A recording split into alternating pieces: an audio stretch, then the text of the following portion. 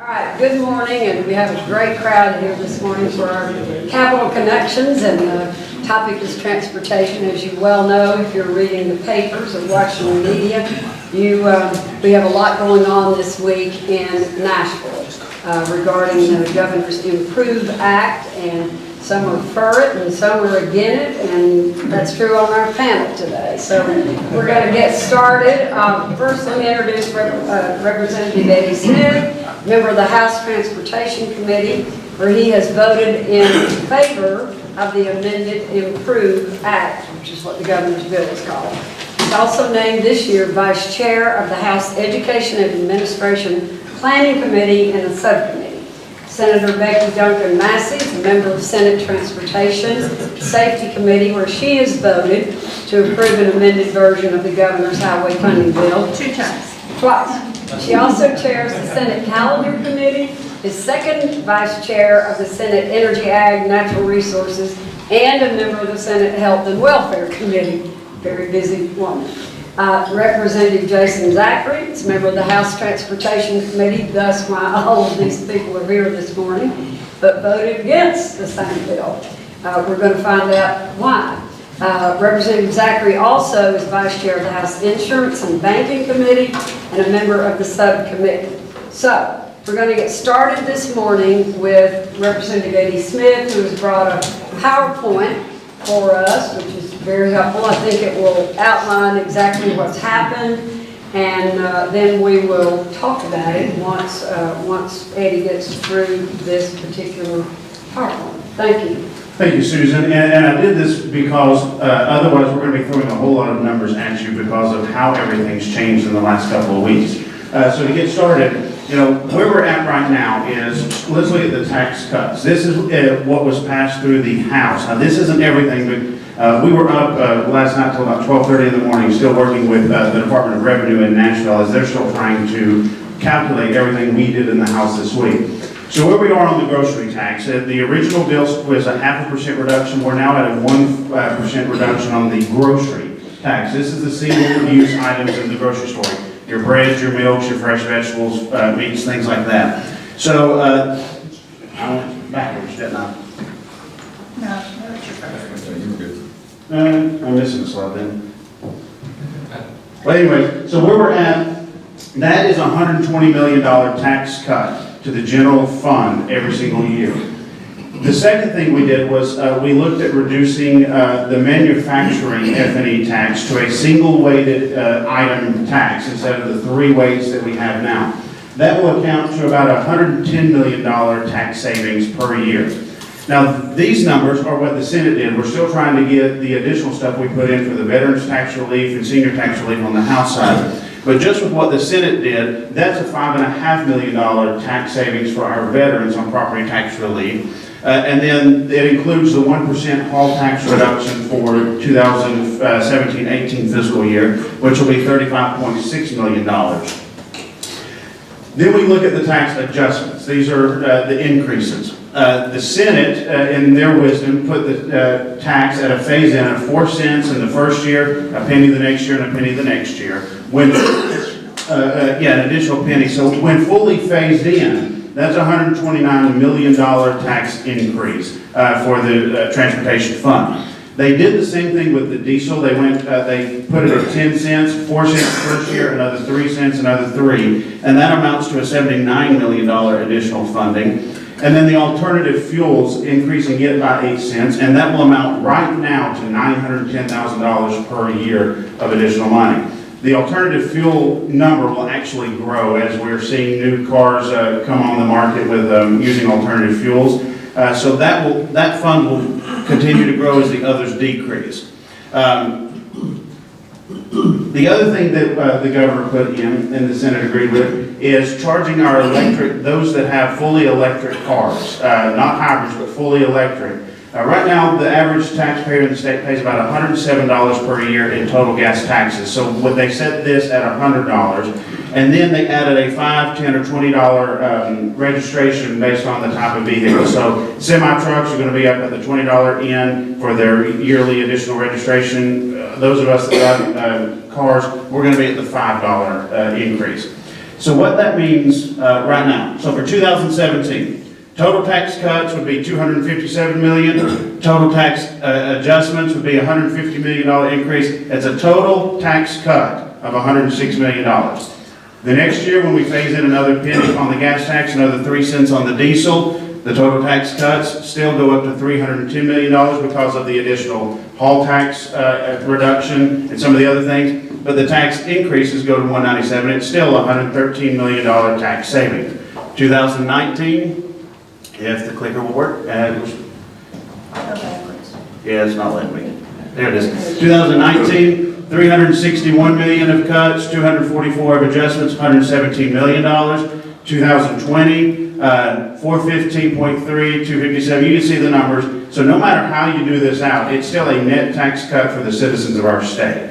So I wanted you to be able to see over the next 5 years the projections, where we're at. So as you're starting to hear that we raised taxes, we did not. There's no way if you run the numbers. Now, what this means for the average family, because there's a big difference between revenue neutral for the state and pocketbook neutral for our constituents. So when you look at your individual budgets, if you have 2 cars, the average family in the state drives 20,000 miles. Average fuel efficiency, 26 miles per gallon. You do all of the math, it's about $51.15 a year when fully phased in with the $5 increase. Your total tax savings on the grocery tax is about $55 per year. So even when fully phased in, it's a net $4 tax savings for our average families at home. And that's over a year. That's in 1 year. So there are a few people, I mean, those of us sitting up here, we drive way more than 20,000 miles in a year. So we're going to see an increase, but for our average constituents, they're going to see a tax decrease. Those that are senior citizens or more on the lower income scale are going to see a greater tax decrease because they drive less. That is, everybody in the state, whether you're the poorest person to the richest person, you have to have 3 meals a day. But you don't have to drive 20,000 miles a year. So that's where we are right now. It's kind of setting the table, and I want to turn it over to back to Susan because I know there's some questions, but I want to be able to go through the numbers and give you all a visual because otherwise your head would be swimming in about 2 minutes. Thank you. That was actually very informative. Becky, you want to talk about what's happened in the Senate? Well, we've moving things right along. There's only 33 of us in the Senate compared to 99, so it's a little easier to kind of corral everybody basically, and we work a little bit more, I guess, cohesively, just because there's less of us. And so what we did in the Senate was first we had a transportation subcommittee, which we don't have subcommittees normally, but this was kind of a special committee to kind of go through and look at all the 952, I think. This is Eddiepedia. He keeps all our statistics straight. But looked and we basically then approved all of the projects, so the need. And so I served on that subcommittee. And then it came to the full Senate committee, and that's when we came. They had worked all weekend with the governor and folks in the Senate to come down with the basic new plan, and to kind of, you know, it got rid of the indexing and a couple other things, but it did and it capped it. It kind of phased everything in like Eddie's shown you. And so it's like 4, 5, and 6 cents, you know, year 1, 2, and 3 for the average, for people with cars. So in the Senate transportation, we voted 8-1 on that, and then it went to state and local, and the state and local committee passed it unanimously. And Senator Briggs is here today, and he serves on both transportation, and he was on the state and local also. So he's also got to vote for it twice. You weren't on the subcommittee, were you? Okay, he's voted for it twice too. And so right now, then we're kind of waiting. You know, the House has a system, everything, they have their subcommittees and then their full committees. So it takes a little bit longer to go through the process in the House. So we've kind of stepped back, and we're waiting on the House to kind of catch up. And I know Jason can kind of go over the steps it's gone through there, but But I feel like in conversations with my peers in the Senate is, we're pretty much in favor. I don't see it having any problem with passing in the Senate in this format as of today. Everything is fluid, things can change, but I think we've seen, two major committees that have voted on it and it's not really had any problem. I think the deal is that you see that there is a need. I think anybody who drives our roads knows there's a need. We have bridges. We're the 13th lowest with the most number of deficiencies in bridges in the country. There are some areas now, I think we only have one bridge on the list to be fixed in Knoxville through the project list. But there are some bridges in our state that first responders cannot go across the bridge because they're not safe enough to be able to get to some of the folks. That is just, we can't have that in Tennessee. The other thing is our local roads. I mean, I tell you, the one thing people come out for more than any other project is local roads. I know our elected officials in here get a lot of comments about roads and more so than about anything else. The original version, I haven't seen, Ed probably knows the other version, but Knoxville, Knox County, and Fairfield was going to get $4.25 million. That was coming down here for local roads. So, this is vital to our community and to our state to do something. And it's not easy, but now that it is a tax decrease, you may not read that, sorry, Georgiana, you may not read that in the first part of the articles in the headlines when, they talk about a tax increase, but it really is a tax decrease. And, for the average person, which, that's, I think everybody here is above average, but no, it's, it really is a tax decrease but at the same time infusing the money into our dedicated transportation fund that we so desperately need, so. All right, yeah, Jason, before you talk a little bit, there was an alternative bill that was introduced as well, that was, I guess, David Hawk and others, and what happened to that, and then why did you vote, or why are you opposed to this particular act? Sure, Kevin. There were a couple of different plans, and a couple that I had signed on to, and I think the most important thing to remember is even those who opposed the gas tax, and I would be in that category, recognize the need for additional infrastructure funding. There was nobody in my understanding on that panel or in the committees that said we do not need additional funding for infrastructure. Everybody recognizes the need. But the challenge is, oh, sorry, I thought you were talking to me. The challenge is for me personally, I'll just speak for me personally. So 2 years ago, running for office, the gas tax was on the table, and it was something that, as I was knocking on doors, that was a very popular topic.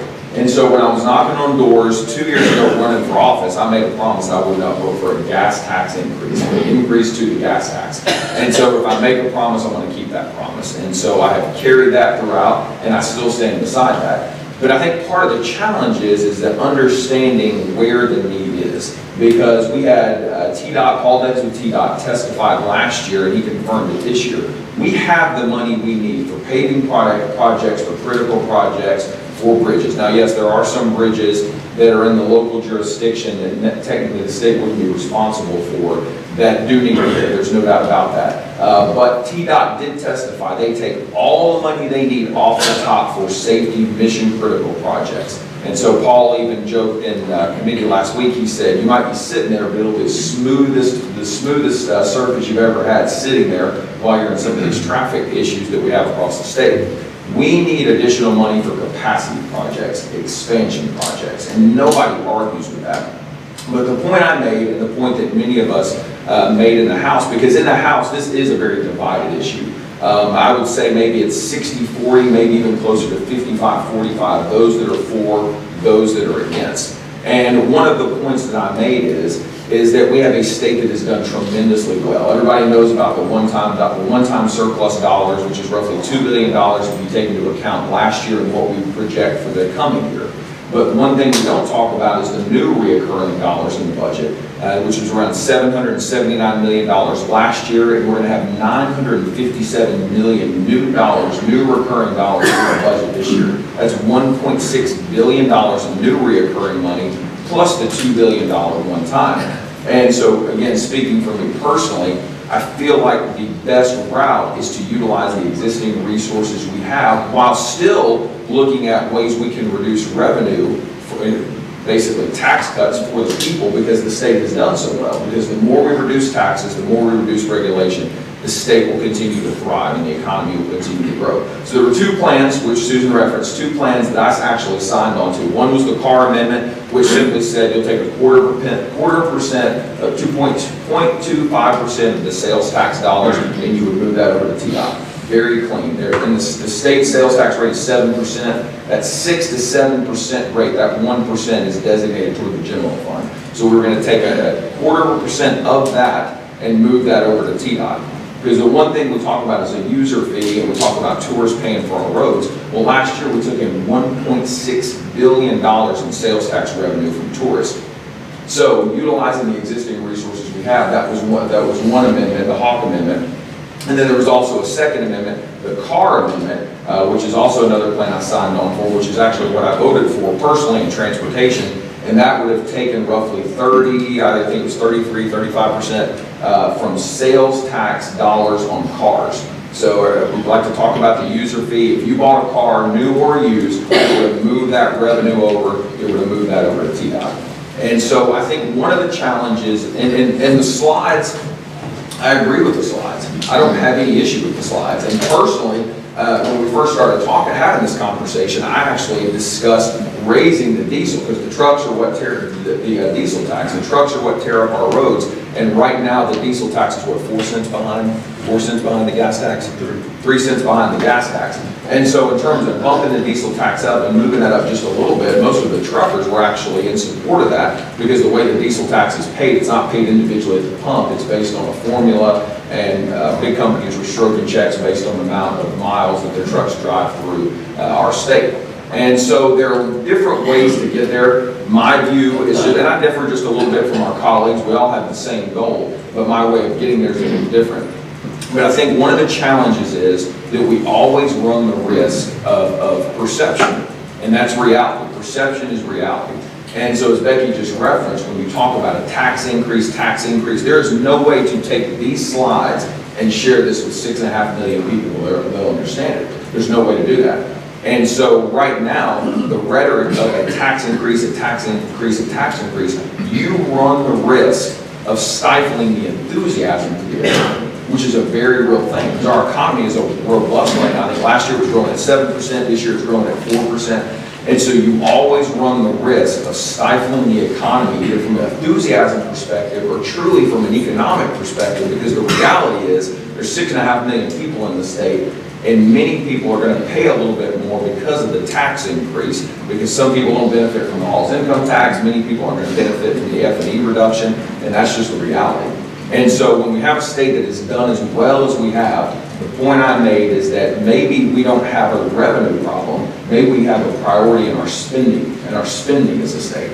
And so, again, I think everybody has the same goal. I know everybody has the same goal of infrastructure funding. It's just that my view and how to get there is different, and a big part of that is because I simply said I would not vote for a gas tax increase, and I'll stand by that, and I will not vote for that because I told people I would not. All right. What about this? The original bill had the clause tied to the consumer price index, right? That's indexing.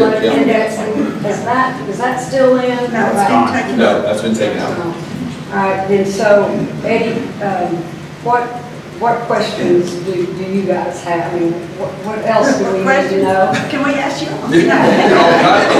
Well, I do want them to know, is the user fee not being discussed anymore? I noticed both of y'all called it a tax. So. Semantics, I mean, we can say user fee, but what everybody at home hears is tax. You might as well call it what everybody already views it. Looks like a duck, walks like a duck. Yeah, I mean, it's a duck. And when I ran in this last election, what I told everybody was, I would not vote to take any more money from you than what you're already paying. I've upheld my end of that bargain. What this means in the Improve Act is there's $208 million that will be spent in House District 13 alone. Now, the reason for that is Alcoa Highway, Chapman Highway, Interstate 640 at 275 and 75, getting that fixed. There's a lot of big projects in my district, but in the county, it's $500 million that will be spent in Knox County through the Improve Act. And Jason alluded to it, and I want to make sure that it's clear. It doesn't affect Knox County as much, but what the governor and TDOT did in the Improve Act was they reached down and took a lot of bridges off of the local, 536 bridges across the state, off of local governments, and TDOT is going to take care of those. So it's not a burden on local government. So they will still get some additional funding to help with their projects at home. And as Becky alluded to, that's $40 million over the next 10 years in Knox County between the city, the county, and Farragut for road projects and fixing our infrastructure. Looking down the road, 15 years, they're expecting 2 million people to move to the state of Tennessee. 1 million of those into Davidson County. They're expecting about 250,000 in the Knoxville metropolitan area. So now think about another, if you just did a quarter of that, another 50,000 cars on the road in Knoxville compared to what we already have. We've got to start looking at how we fix that. And that's really just the genesis of where we are.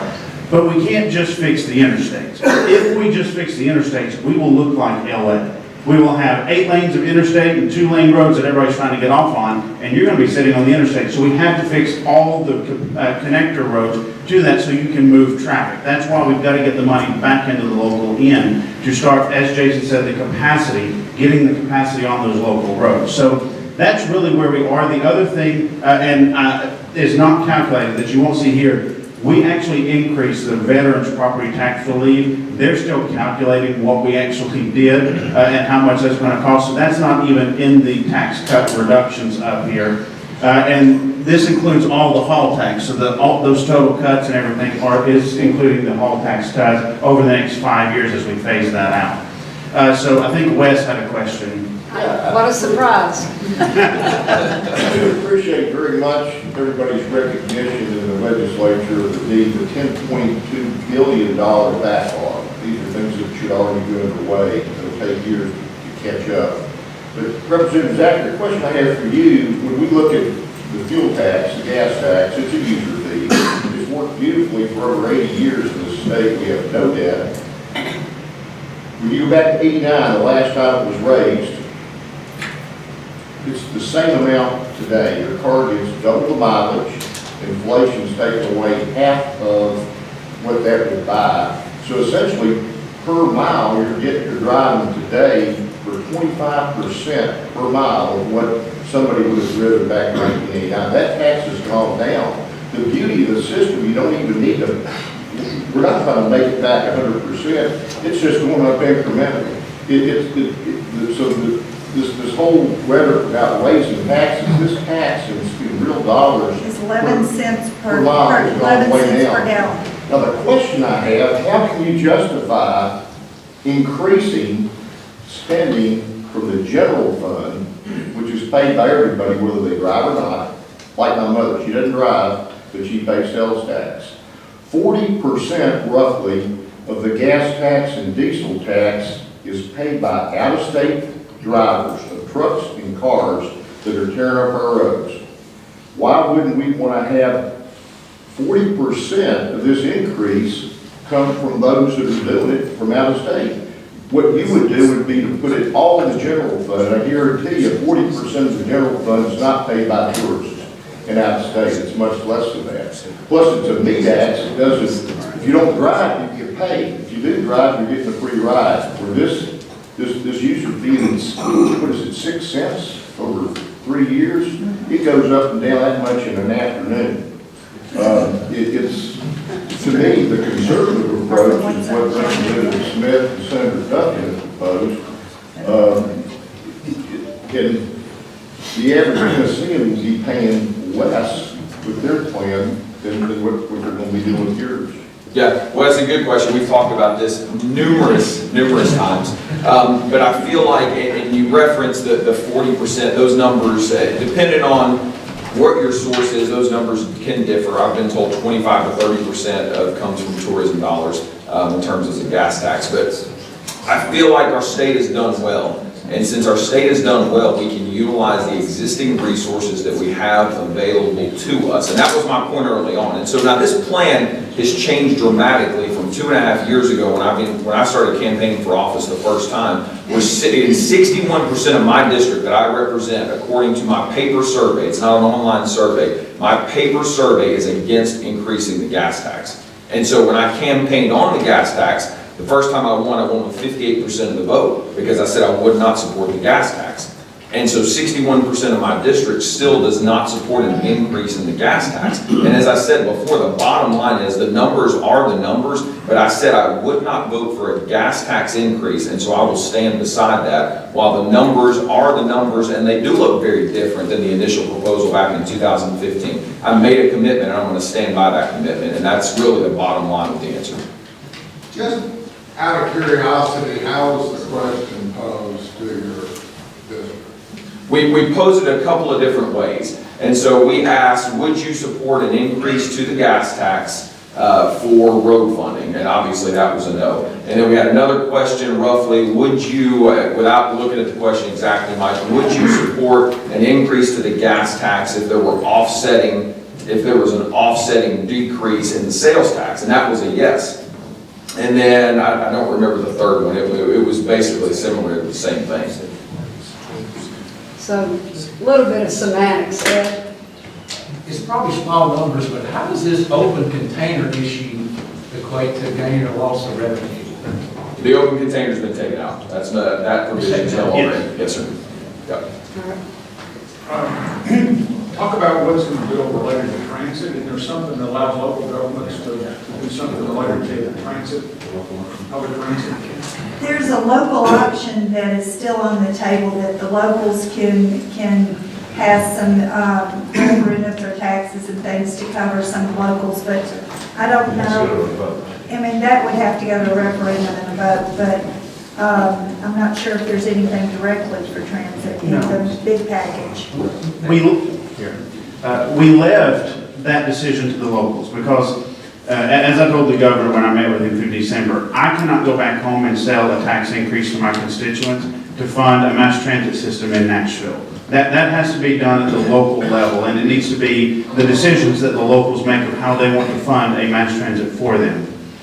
So the local option, and I've met with Mayor Megan Berry from Nashville, I met with Madeline Rogero, the mayor here in Knoxville, about, if we lower the grocery tax, this 1%, will you even consider adding that 1% back in the local option on the grocery tax? Because if that's what you're going to do, I can't support keeping the local option in. And every one of them said we would not do that because the grocery tax is one of the most aggressive taxes for lower income families.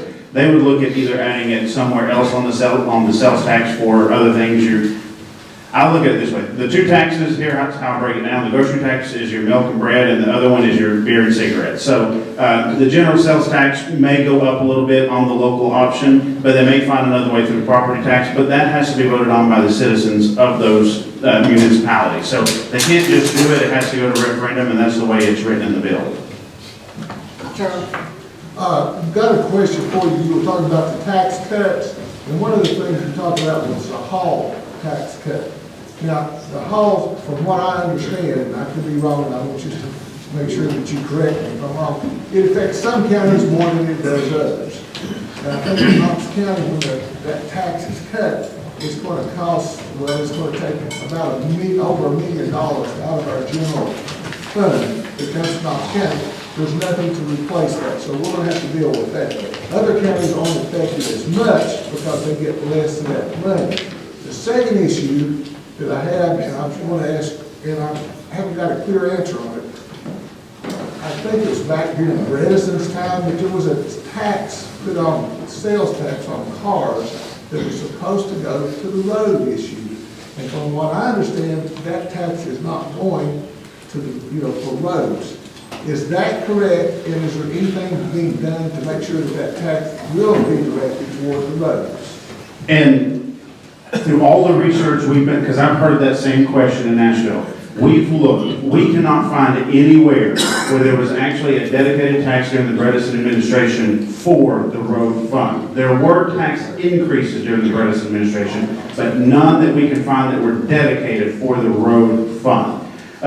What Bredesen also did, and it's not just Bredesen, Sunquist did it as well. When times got tough, under the Sunquist administration, after the state income tax failed, they put a 1% grocery tax increase on the whole state. That was supposed to last about 10 years. 17 years later, it's still there. In this proposal, it goes away. We're finally getting rid of what we said would go away 17, 18 years ago. The second thing is they took money out of the transportation fund to balance the state budget. $290 million was taken over a 7-year period. Until last year, only $29 million had been paid back. So we sold about $262 million. Last year, we put $100 million into the TDOT fund, and then we put $42 million into the state aid road program, so 142. This year in the governor's proposed budget is 177 of the non-recurring surplus money to repay that. So we're going to put in about $328 million when we only owe 262. So we're putting a lot more in than what we're still owed because we're trying to get money down to the local level out of the surplus. The other thing, and Jason mentioned about using the recurring money, here's the deal. When you look at the state budget, yes, there's $972 million worth of new recurring money. Take that off that. So now government only has $500 million to grow by in the general fund. That's how it works. You have to take the tax cuts out of that general fund to see how much money is the government actually going to have to continue growing. We're moving those monies over to the TDOT trust fund for roads where it needs to be. So we've actually, by cutting the taxes out of the general fund, we've shrunk how much government has to eat that it can grow by in the future.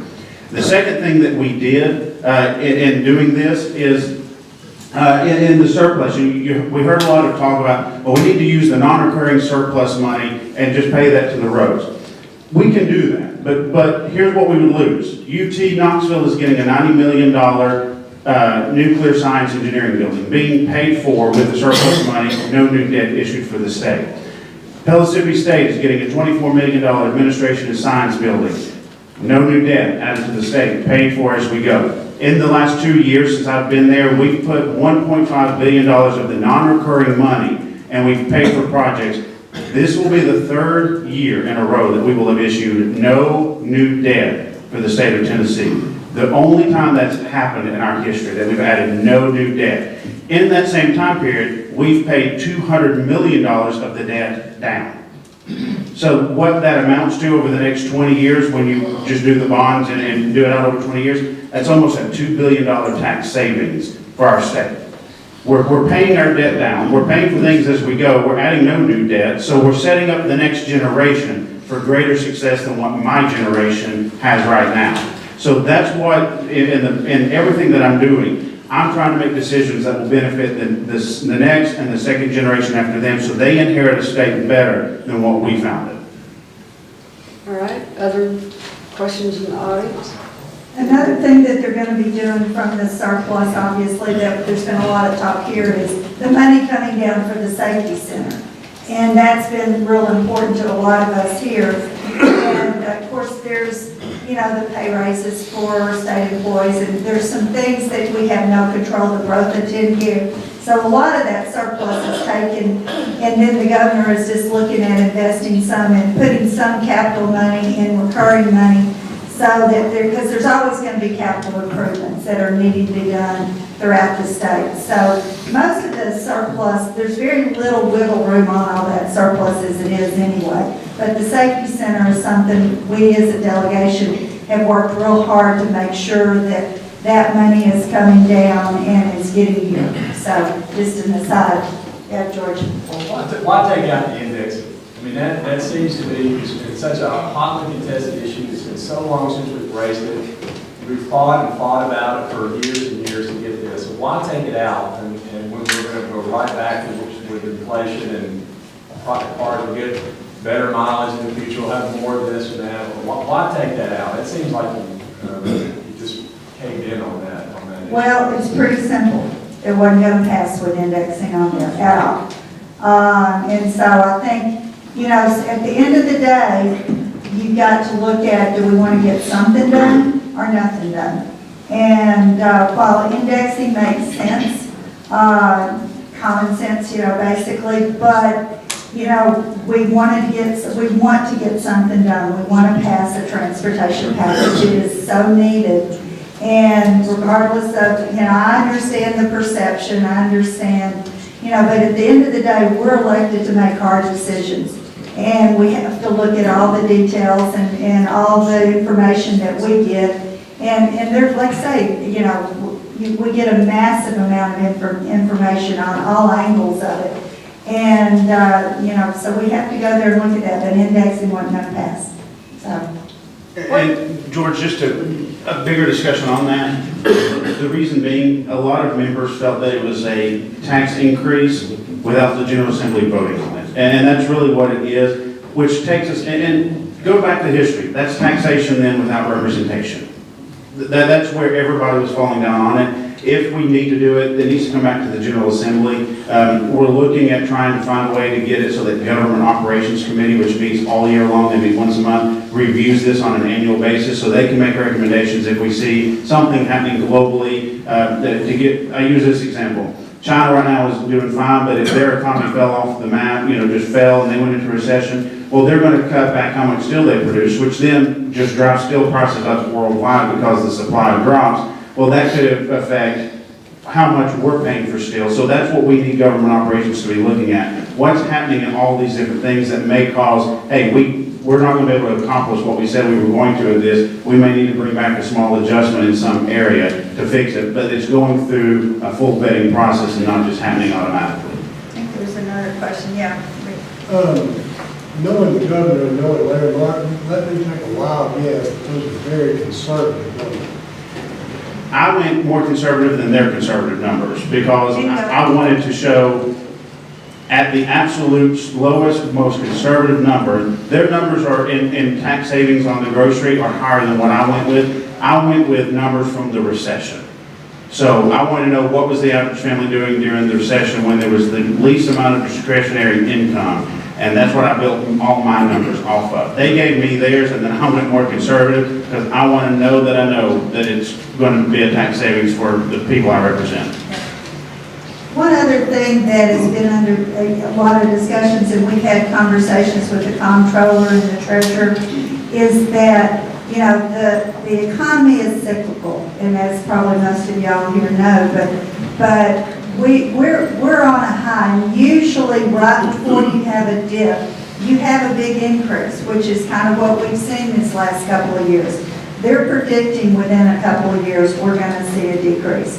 And that was one reason I couldn't support something that was coming totally from the general fund, because you can't have a bridge or a road half built and then to stop just because the general fund dipped way down. And if it dips, when it dips, not if, when it dips, then where do we take that money from? Do we take it from education? Mike might not like that, and a lot of other people might not like that. Do we take it from our tin care? Do we take people off the roads like they had to do back in Bredeson's years? Or do our state employees, or Helen Ross McNabb, our social service, our mental health services, there are things everybody is near and dear to your heart, and it may be, if we all are a little bit different favorite topics and things, but I mean, those would have been two hard choices, and I didn't want to see that I don't want to see that happen. So, but that's really one of the things, another conversation that's been entering in is we've got to be prepared for what's coming. What's the timetable on this? When do you expect to see a vote? And then secondly, when are you guys coming home? Okay. Don't know. If all goes well, it will go to the local committee in the House next, And then it would go to their finance committee. 2 weeks. Finance. So that's 3 weeks, okay, unless they speed up the process, but that's 3 weeks right there. Then it would go to a floor vote. It's only got to go to the Senate Finance Committee, so we're gonna wait till they kind of catch up. Then it would go to the floor, and that's when all the fun begins, basically. There will be floor amendments, there will be floor fights, more on their side. But they do. It's like high school on our side, a senior home on their side. There is a lot of truth to that, a lot of truth to that. So ultimately, the bills, you know, if it keeps on progressing, then their bill and our bill would have to be reconciled, and we would have a conference committee, and then we have to vote on that. So, best guess, in best case scenario, the last week of the last end of April. That's the best case. It could go a little longer, but if everybody prays and, you know, we might get through by the end of April, which is kind of what we're hoping for. Jason, do you have does your side have the votes on this, or are you still in the minority?